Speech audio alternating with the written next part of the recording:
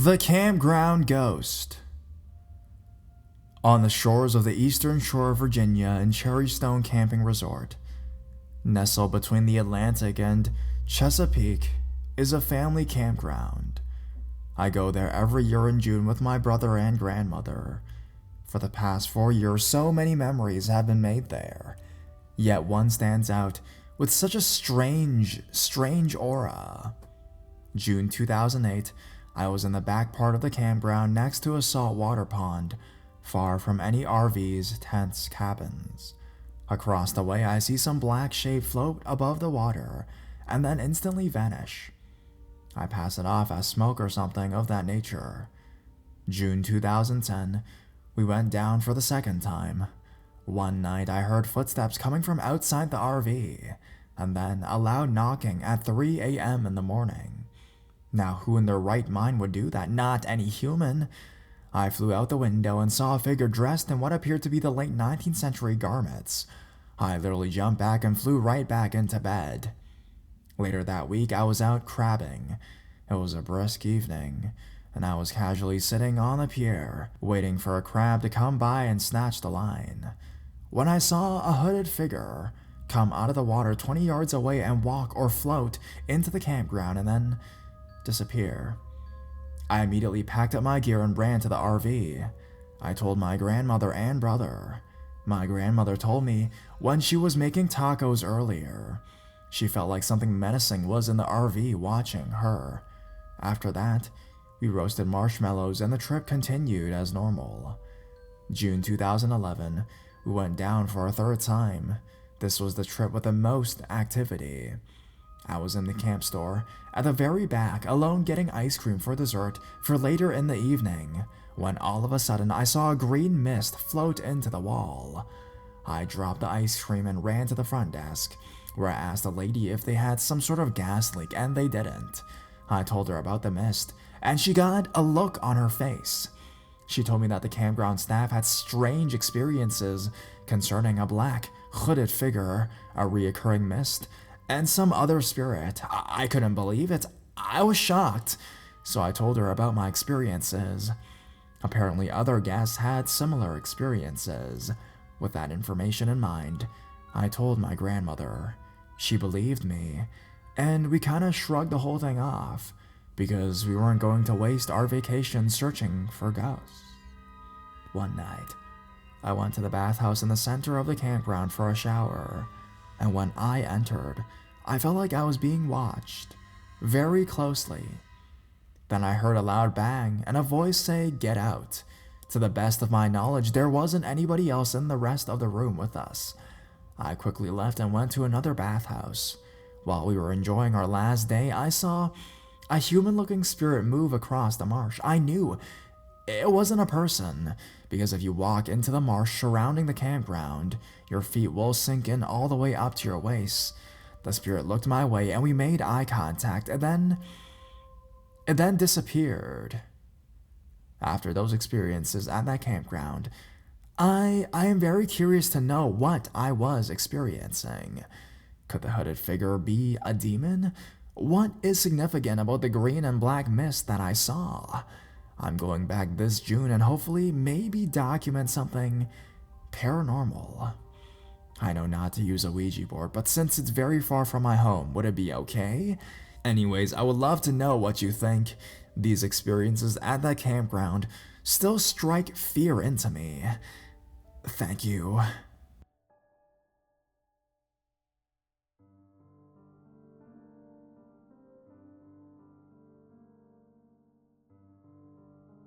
Now do you believe in us? I was raised in a Christian home.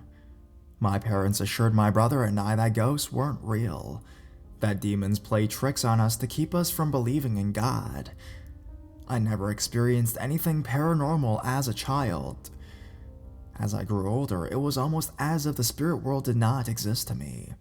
The poltergeist, demons, ghosts, those things only existed on the big screen. Halloween, 2009.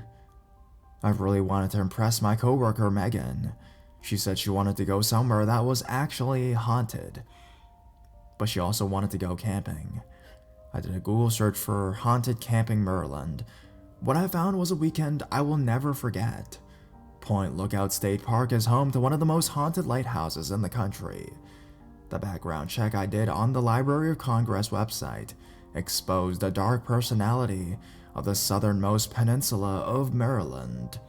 Before the park was a campsite with a nature trail, it was home to 20,000 POWs during the Civil War, 4,000 of whom died from the fever, starvation, or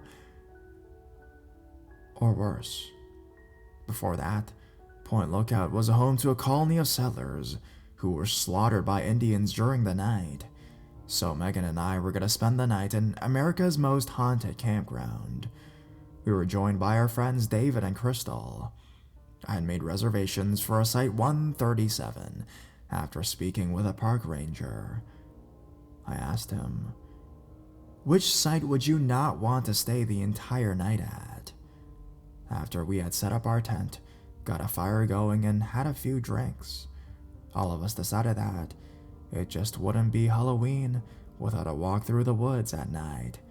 We had all read stories about the place, eyewitness accounts from campers and local residents. Each one of us hoped to experience some kind of terrifying event that night. Being a fan of the TV show Ghost Hunters, I decided to bring a digital voice recorder to attempt to capture an electronic voice phenomenon, EVP. For some reason, I also brought a small pair of binoculars that I wore on a string around my neck. We took off from our campsite around 11 p.m. Being the only sober one in our group, I led the way. We walked down the small road that circles the campground called the D-Ring. It was quiet, and the air was filled with smoke from nearby campfires. It wasn't easy trying to talk to ghosts while my drunk friends giggled and joked in the back of our formation. I started asking questions to provoke some kind of response, as I had seen done on the Sci-Fi Channel. Who are you? How did you die? What are you doing here? Though my friends may have thought of me as an idiot, I know they wanted to see something scary as much as I did.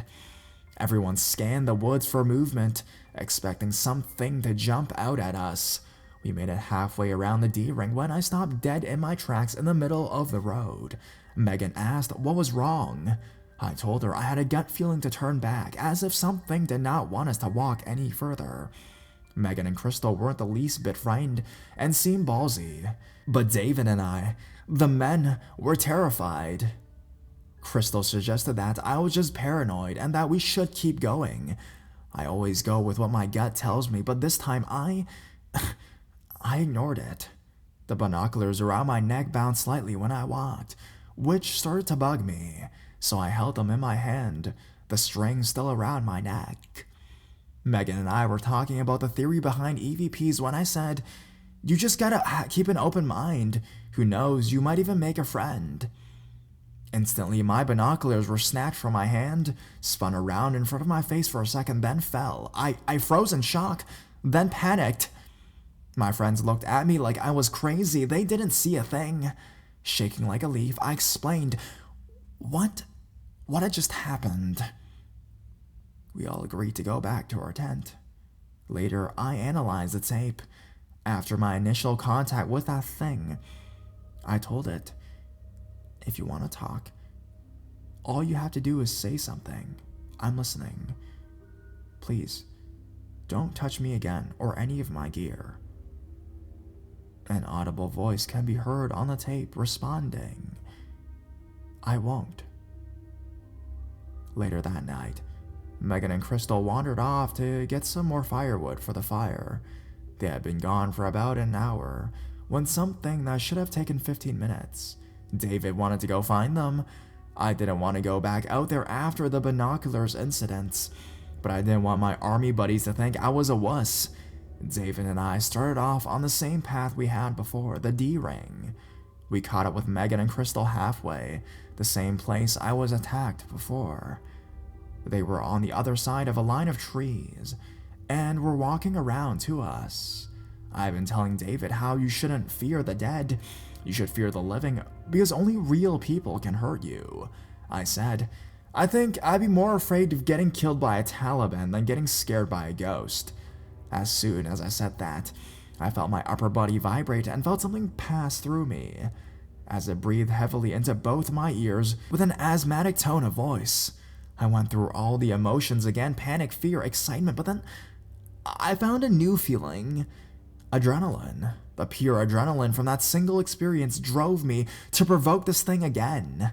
I started yelling into the trees, "You want a piece of me? Come on! Hit me with your best shot!"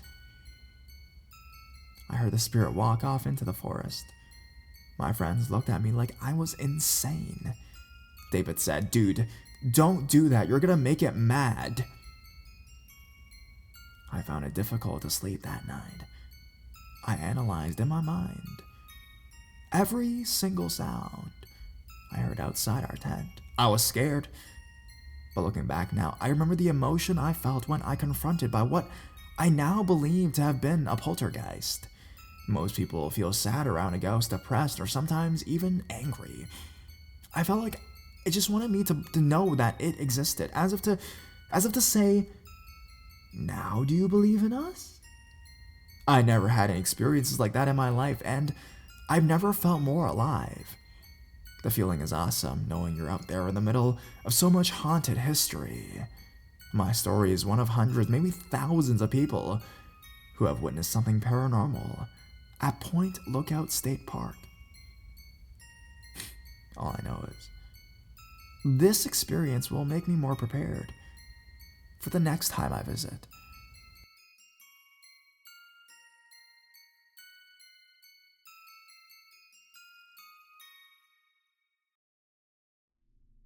Camping at Omak, Washington.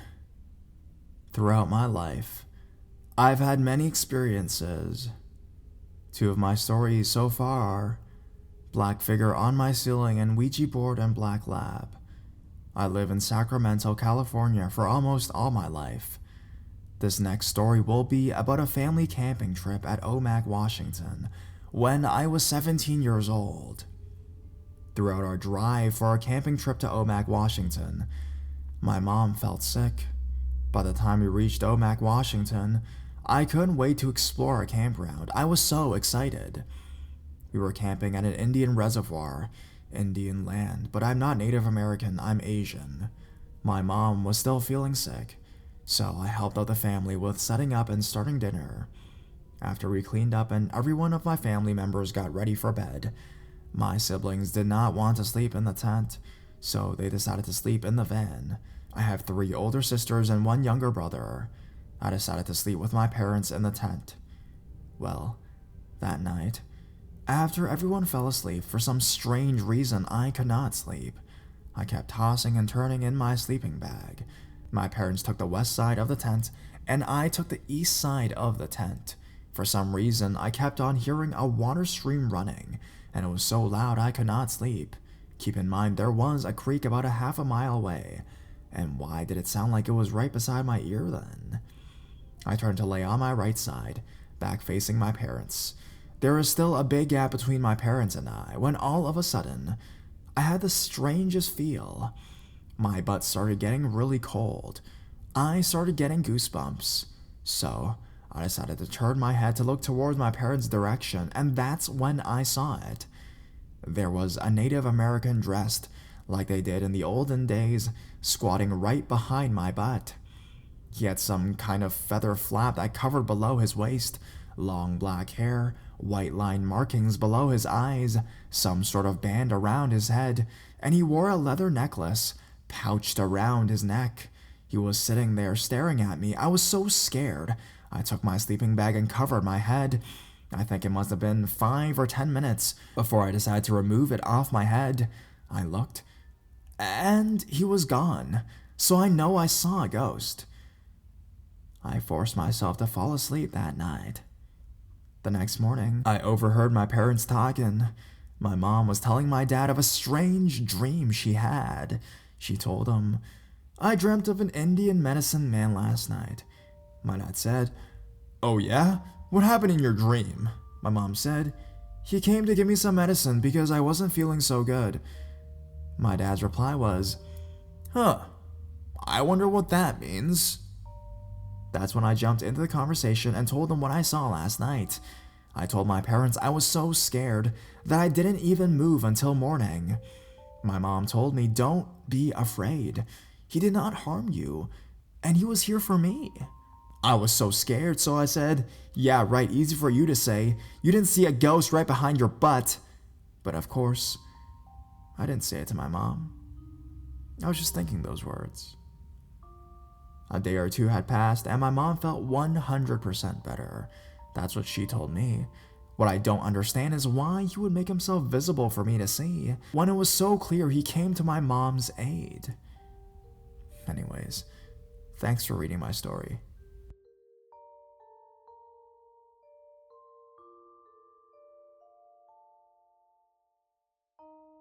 Ancestral Visitors? Thank you for taking the time to read my story, true, and change my life forever. My father and I were, and are, part of a divorced parents group that would take part in activities on the weekends, softball, bowling, but most of all, camping. We were scheduled to visit Three Links Campground, located in Omak, California.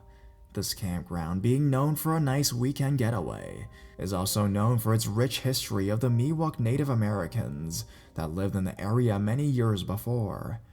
I was 15 or 16 years old when my experience took place. I am in my early 30s now. My father and I arrived on a Friday morning and had set up our tents, cooked lunch, and went our separate ways for the day, to reunite that evening and have a gathering around the fire with the rest of the campers. I had met up with a couple other kids my age and hiked south to an area of the campground that was completely flat and devoid of any foliage or vegetation.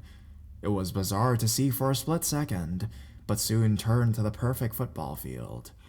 Thinking nothing more of it, we finished up our play near dusk and were headed back to the main camp. As the sun fell, dark clouds rolled in, and before we knew it, all of us were trying to salvage our food and keep the pouring rain out of our tents. One of our more outgoing members, an adult, had spoken with the camp director, who allowed us as a group to spend the remainder of the night in the group meeting facility located on premises. Having now been assured a decent night of dry sleep, we had all settled in on the floor to sleep for the night. We weren't in the meeting facility more than a couple of hours before a woman in the group started whispering about a feeling she was getting. She was talking about a benevolent presence. Apparently, she was picking up something. I was a staunch skeptic even at the age of 15. The woman stood up and walked to the front door of the room and opened the door. She stood there for a minute, mouth agape, as we all started to make our way to where she was standing to see for ourselves.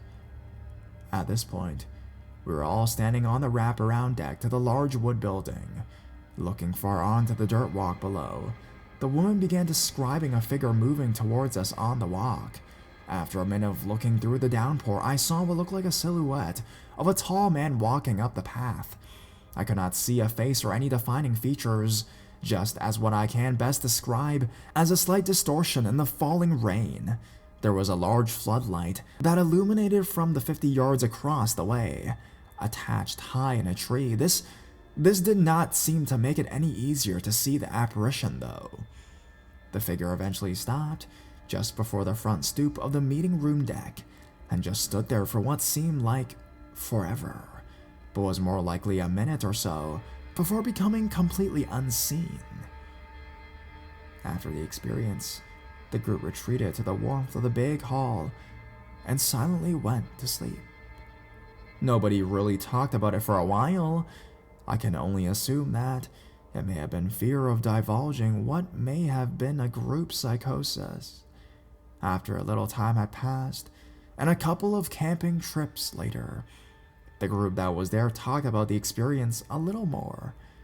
The woman who had claimed that she had the feeling had apparently, in subsequent months, done more research into the history of the area and found that there was a burial ground nearby.